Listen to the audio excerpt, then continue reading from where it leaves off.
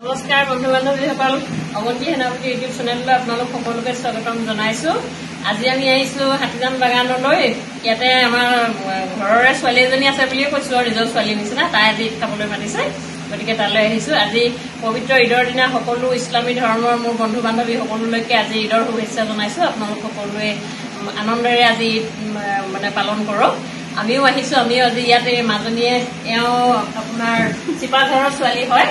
আচলতে চিনাকি আমাৰ বৰ বেলেগ ধৰণৰ। তাই আহিছিল ইয়াত চাকৰি সূত্ৰে, কিন্তু থকাৰ ব্যৱস্থাটো তেওঁ আহিয়ে পোৱা নাছিলে, ইয়াতে কোনো কোৱাৰ্টাৰ চোৱাৰ্টাৰ পোৱা নাছিল।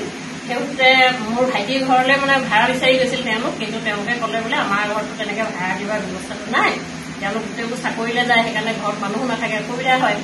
আমাৰ ঘৰলৈ পঠাই দিলে। তেওঁ বাইদেউ ঘৰতে প্ৰায় ছোৱালীবিলাক তেনেকে থাকে, বাইদেউ ঘৰত থাকি ভালেই পাব বুলি পঠালে। আৰু এওঁ মাজনীও তেনেকে সেই আমাৰ ঘৰলৈ গ'ল আৰু জেৰিফা। তাৰপিছতে তেনেকেই আমাৰ ঘৰতে থাকিলে। তাই যেতিয়ালৈকে কোৱাৰ্টাৰ নাপায় তেতিয়ালৈকে আমাৰ ঘৰত থাকিলে, তাই আৰু মাক। সেই সূত্ৰে আমি চিনাকি, আৰু আজি একদম নিজৰ ছোৱালীৰ নিচিনা তাই। গতিকে আপোনালোককো দেখালো, আৰু সকলোকে আজি আমিও ঈদ খাইছো, আপোনালোকেও খাক কলে।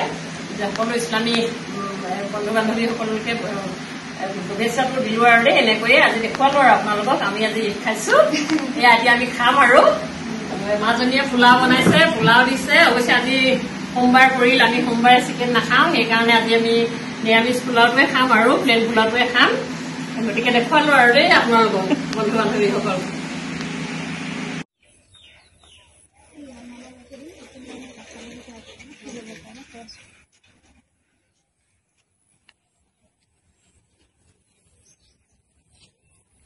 ঋতুপৰ্ণাই ক'ব আন্টি আহিছিলে যদি কি খোৱা লাগিব।